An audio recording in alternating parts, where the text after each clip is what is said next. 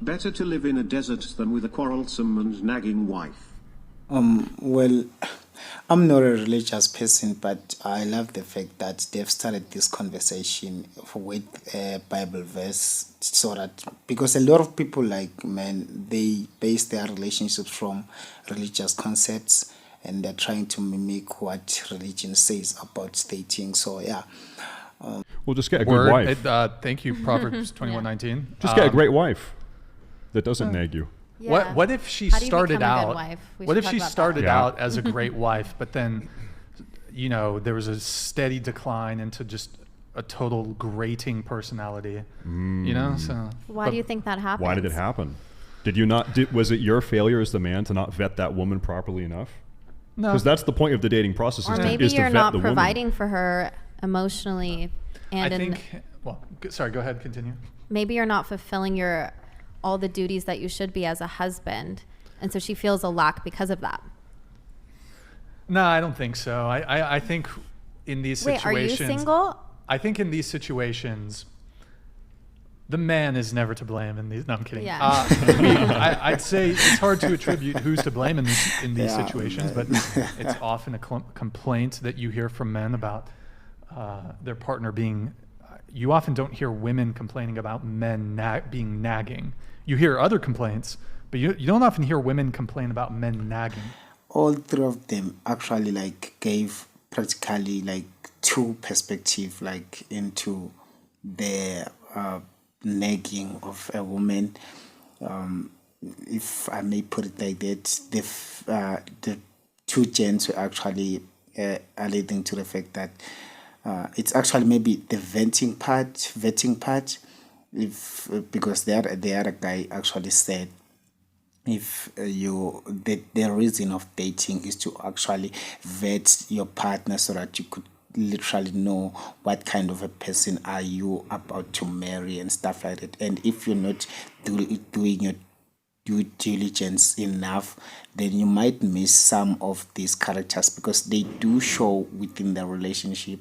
And the female actually attributed to say that it's actually more of the man's fault, in terms of not providing emotionally, physically, and financially. And I say kudos to them, man. They are all correct. They are all giving different perspectives. It's just that to me, my problem is that do we really have to blame anyone when it comes to relationships? Because if we are saying we are blaming someone for it's somebody's fault for doing something wrong or not doing something, we are actually saying the person knew what they had to do and they've decided or they've actually did the opposite.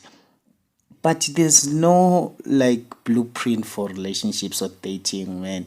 We are all just trying to figure out this thing. We are all just clueless about this thing. Even people who came before us to tell you that we've made a lot of mistakes before we found the right way to do these things. And we've got different characters as individuals and human beings.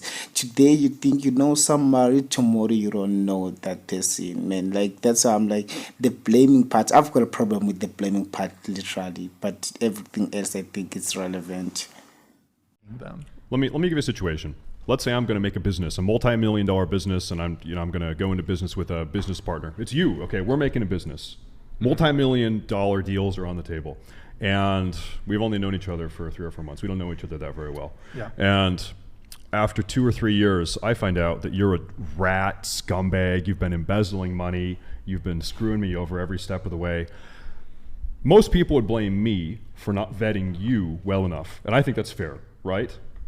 I'd be at fault for not properly, because we got into business pretty on short notice. I think both people would have accountability. I mean, well, obviously you shouldn't be you transgressed, right? But Right. I didn't do my due diligence in vetting my business partner. Sure. That's how I look at a marriage also, right? I think when I'm looking at, this is my advice to most people, if you want to marry someone, you want to see how they are in the fall, winter, spring, summer. You want to see, do they get seasonal depression? Do they do things that make you uncomfortable? Are they annoying around the house? How are they dressed? There's 10 million different little micro variables you need to vet out, and this is the process of dating. And so part of it is well, what if your wife becomes a psycho 5 years into the marriage? Well, I think more often than not, you can vet for that. I think so, and I think people are not approaching dating from that mindset, and I think they probably should.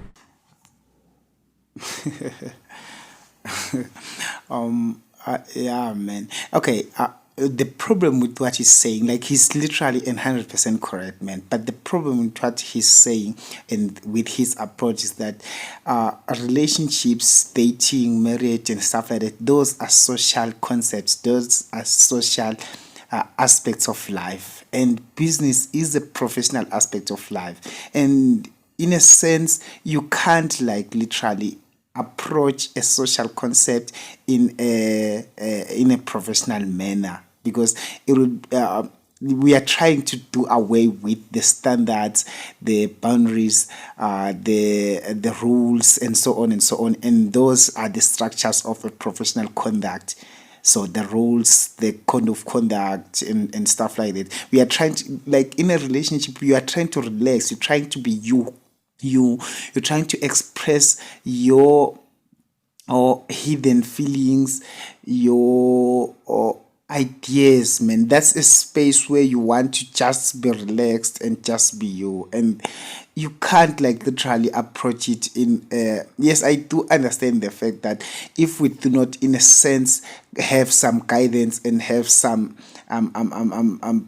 protocols around it, it will fall apart, and it won't serve the purpose. But we do not need so much rules around a social concept, man. Relationships are social concepts, and if we are going to incorporate professional concepts and approach them in, like Jordan Peterson actually asked a question as to say, if we are saying rape has to do with consent, how do we determine consent? And if we are in a party, do I have to ask you 3 times before we go to bed, if are you fine with me touching you here? Are you fine with me going with you at home? And what? Because if tomorrow in a court of law, if you were to prove that I didn't ask such questions and you didn't like actually agree to go with me, you can actually open a case and say like, I've raped you. And whereas we both know that you were willingly agreed to come with me in my room. It's just that in the morning maybe we didn't agree with how we parted. Maybe you wanted cash and I didn't have the cash, or I didn't want to give you my cash, and I've already slept with you and you feel like I was unfair. But yeah, man, so that's the difference. Like, you can't approach a social concept with a professional man. I mean, it just doesn't land. Yeah, Well- I mean, certainly, I think each partner has a responsibility, like you said, to do their due diligence and screen for potential things that could be an issue down the road. My thinking is, though, however, is that I do think, and look, I don't think one party bears all the blame or all the responsibility or accountability. I do think, though, that there's a potential, once you've been put, for example, and I think this is typically when it comes to the women, once you've secured the bag, aka wedding, marriage, it kind of does give an opportunity for potentially either partner to start feeling a little comfortable in that relation, and comfortable in a bad way, you know? So, for example, comfortable disrespecting your partner potentially. So That's why you need boundaries. Word. Well, I also feel like people just don't know how to date anymore. I think that they don't know how to date or like vet or whatever phrase you want to use for it. And I think that people use people, especially in our society right now. Like, women oftentimes will use guys for attention or for money or for comfort or whatever it is. And men use women for their bodies and also for comfort. And we have this society that's so conditioned to using people instead of loving people. And if we dated with the mindset, I want to get to know this person, I see their dignity and their value, and I want to see if this person is a potential life partner for me and invest in them, I think that we would have different outcomes. But unfortunately, because of our selfish society, people are dating to use people instead of dating to love them and dating to commit to them long term. Yeah, well, let's talk about it, guys. terms of comfort zone and using each other in relationships. Like these, like I love these conversations, guys. Like I just love these round table conversations. I feel like if we could like have more of them in so that we could gain more understanding of one another, because after all, we are dating one another in society. But yeah, he's talking about being comfortable in relationships. And guys, I admit I'm guilty of it as well. I do get comfortable whenever I found somebody that I feel like we gel with, like that, somebody that we just have that much of a connection with, and the person understands me and I understand them.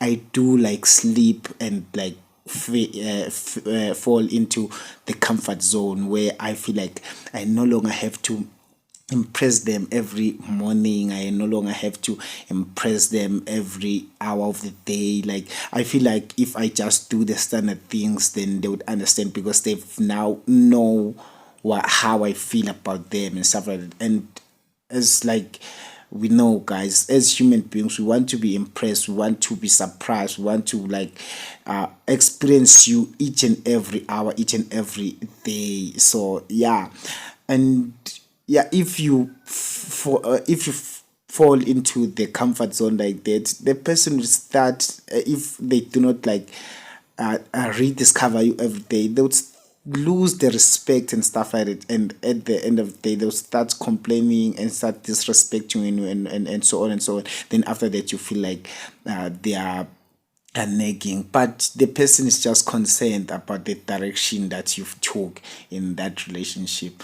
But the other perspective she's bringing into the table is they using each other in relationships and saying like, these in our days people do not know how to date, do not know how to love the next person. They are all about materialistic stuff, man.